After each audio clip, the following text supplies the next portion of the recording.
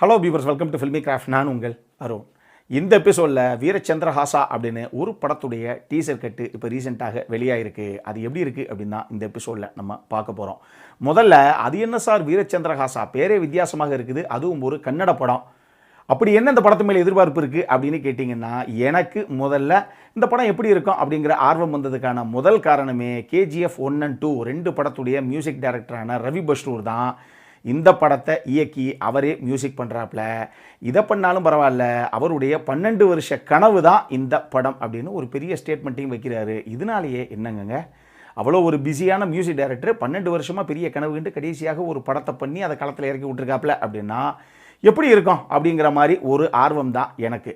ஆனால் அதுக்கு முன்னாடி 2 விஷயங்கள். ஒன்று, இந்த வீரச்சந்திரஹாசா அப்படிங்கிற நபர் யார் அப்படிங்கிறது முதல்ல நமக்கு தெரியணும். அப்போ தான் இந்த டீசரில் என்ன தான் சொல்கிறாங்க இவங்க அப்படிங்கிறதே நமக்கு ஒரு அவங்க கொடுக்குற ஹைப்புக்கு எதனால் அப்படிங்கிற ஒரு ஐடியா நமக்கு முதல்ல இருக்கும்.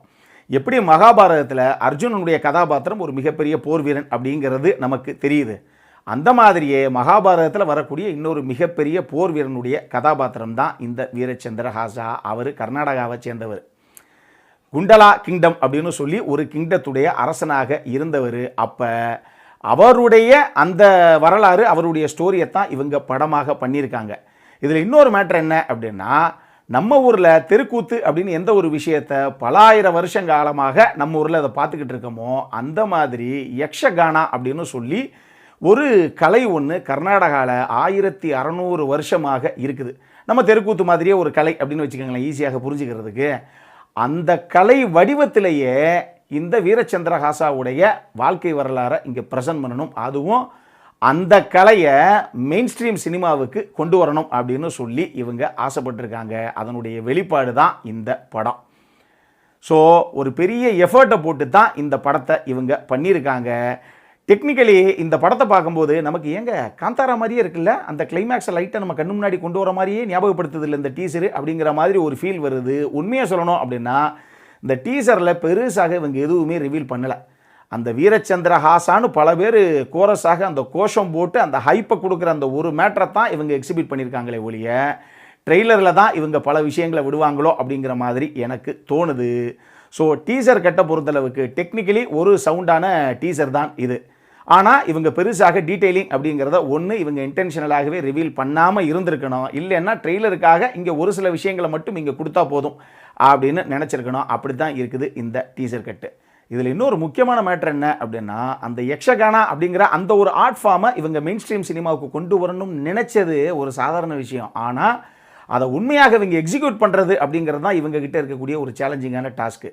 உண்மையாகவே யக்ஷகானாவுடைய ஆர்டிஸ்ட் 450 பேரை காஸ்ட் பண்ணியிருக்காரு இந்த படத்தில் ரவி பஸ்ரூர். அதுக்கு முக்கியமான காரணமே சினிமாத்தனமாக இந்த படம் தெரியக்கூடாது, அந்த ஆர்ட் ஃபார்மை உள்ளே கொண்டு வரணுங்கிறதுக்காகத்தான் இவ்வளோ பெரிய சிரத்தையே நாங்கள் எடுத்தோம். 12 வருஷம் அதுக்கு தான் கனவு கண்டோம். அதனால் அந்த ஆர்டிஸ்ட்டையே வச்சு பண்ணோம் அப்படின்னா இன்னுமே பெட்டராக, ரொம்ப ஆர்கானிக்காக, ரொம்ப ரியாலிட்டியாக இருக்கும் இந்த படம் பார்க்குறதுக்கு அப்படிங்கிறதுக்காக அவ்வளவு ஆர்டிஸ்ட்டை வச்சு இந்த படத்தை பண்ணியிருக்காப்புல. இது போக கன்னடா இண்டஸ்ட்ரியில் இருக்கக்கூடிய ஒரு சில லீடிங் ஆர்டிஸ்ட்டும் உள்ளே இருக்கிறாங்க இந்த படத்தில். இது எல்லாமே போக இந்த படத்தில் சினிமோட்டோகிராஃபி அப்படிங்கிற ஆஸ்பெக்டில் கூட இந்த டீசர் கட்டு பார்க்கும்போதே எங்கேயுமே இவங்க ஆர்டிஃபிஷியலாக லைட்டிங் பண்ணியிருக்காங்க அப்படிங்கிற மாதிரியே தெரியல.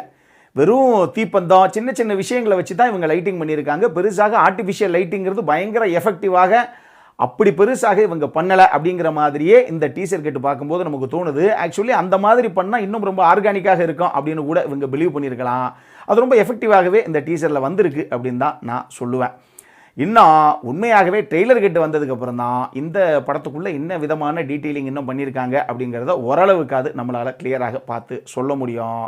நான் இந்த டீசர் கட்டுடைய லிங்கை கீழே டிஸ்கிரிப்ஷனில் விடுறேன். முதல்ல அந்த லிங்கை பார்த்துட்டு உங்களுக்கு இந்த டீசர் கட்டு எந்த விதமான ஒரு இம்பேக்டை கொடுத்துச்சு அப்படின்னு சொல்லி நம்ம கமெண்ட் செக்ஷனில் விடுங்க. அப்புறம் என்ன, இதே மாதிரி இன்னொரு வீடியோவோட அடுத்த முறை உங்களை சந்திக்கிற வரைக்கும் இட்ஸ் அருண் சைனிங் ஆஃப்.